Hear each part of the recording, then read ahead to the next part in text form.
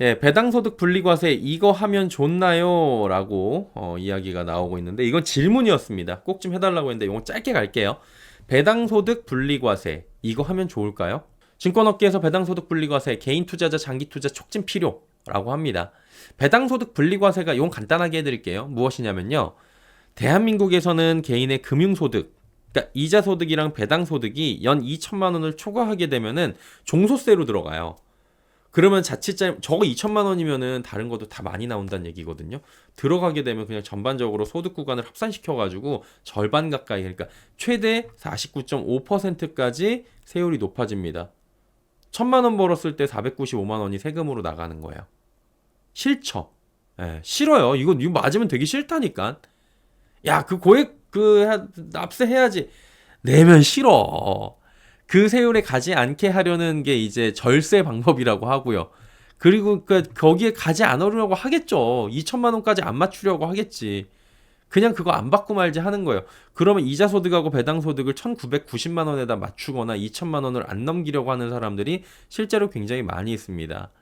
반면에 분리과세를 하면은 이 배당 소득을 다른 소득이랑 합산하지 않아요.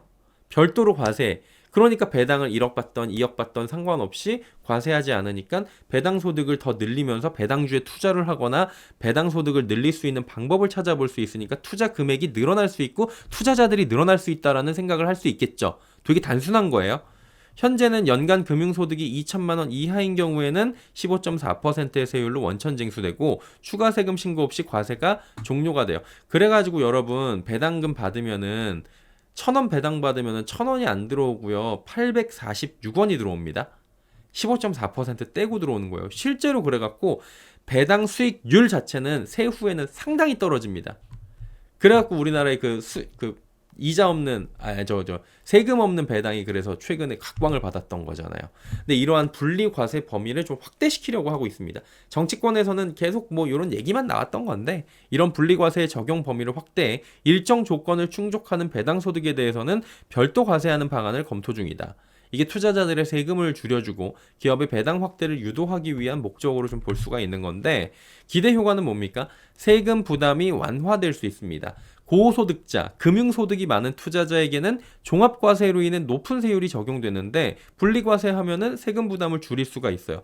그럼 1차적으로 세금 부담이 줄어질 수 있다는 긍정적인 부분이 있겠지만 2차적으로 좀 나아가면은 배당 투자를 활성화시킬 수 있다는 거예요. 세금 혜택이 주어지니까 그 전까지는 조금 전에 말씀드렸잖아요. 2천만 원까지만 맞춰가지고 내가 딱 거기에 포트폴리오를 맞춰요. 그러면 투자를 더 하고 싶어도 배당주에도 투자를 하지 못하거나 안 하게 되고 대주주들도 셀프 배당을 안 하게 되는 일이 발생을 하는 거죠. 근데 세금 혜택이 주어지니까 투자자들은 이제 더 해도 되겠구나. 어떤 배당주가 좋은 게 있을까라고 하게 돼갖고 기업의 배당 정책에도 긍정적인 영향을 미칠 수가 있다라는 거고요. 그리고 대주주들 역시 사실은 이거는 되게 얍삽한 짓이긴 한데 대주주가 셀프 배당을 하면 무조건 49.5% 받잖아요. 이 사람들은 무조건 2천만 원이 넘어갑니다. 내가 지분을 가지고 있고 셀프 배당을 때리는데 2천만 원 이하로 하겠냐고요. 그러면 이게 무조건 절반은 세금으로 나가는데 야 이거 받아갖고 반이 세금인데 이거 뭐하러 하냐? 이런 생각이 들죠. 그럼 회사에다 쌓아놔. 이거 어차피 그냥 잘못 생각하는 거예요. 주식회사를 본인들 회사로 착각을 하고 있는 거예요. 우리나라의 대주주들의 대다수는. 물론 그렇게 생각할 수 있겠죠. 내가 일궈놓은 회사야. 대신 기업 공개를 해가지고 주식을 팔아 먹었잖아요. 그래갖고 동업자가 생겼잖아. 그거에 대해서는 인정을 해야 되는데 거기는 인정을 하지 못하는 대주주들이 상당히 많이 있습니다. 그러니까 야 고간에 쟁여? 배당하지 마. 어차피 나야 뭐 법인카드로 쓰면 되는데 뭐 이거 뭐 비용 처리하면 되는데 이렇게 할 수가 있다라는 거죠. 곡간 빼먹기를 다른 방식으로 하는 거죠.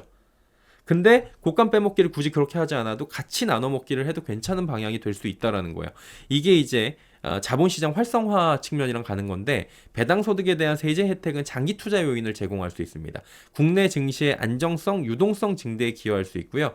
기업의 자본 효율성을 제고할 수 있어 갖고 기업들은 배당을 통해 갖고 이익 잉여금을 활용해 갖고 자본 구조를 효율적으로 관리를 할 수 있게 되는 그런 구조가 되는 거죠. 현재 연간 금융소득이 2천만 원 이하인 경우에는 분리과세가 이미 적용이 되고 있습니다. 그러니까 2천만 원 이상인 경우에 근데 이거는 큰 손들이란 얘기죠.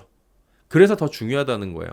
나는 상관없는 데가 아니고 어차피 금융시장은 참 안타깝지만 돈 많은 사람들이 와가지고 흔들어줘야지 원래 그렇게 되는 거잖아요. 그래서 뭐 그 부분이 있다고 보시면 될 것 같고요. 정치권에선 이런 분리과세 적용 범위를 확대하는 방안을 논의 중이고 구체적 시행이나 좀 빨리 좀 해라 이런 생각이 지금 들 수밖에 없는 거죠. 결국에는 뭡니까? 세금 때문에 대주주들이 셀프 배당을 꺼리는 현상을 없앨 수 있고 대주주뿐만 아니라 개인을 비롯한 많은 큰손들이 조세 회피 목적의 배당 투자 기피 현상이 사라질 수 있습니다. 자금이 그럼 뭐예요? 배당주나 증시로 향할 수 있겠죠. 배당주에도 돈이 들어가면서 순환이 돌 수 있고 배당을 안 하던 종목들도 야 이거 세금 없으면 나도 배당 한번 때려볼까?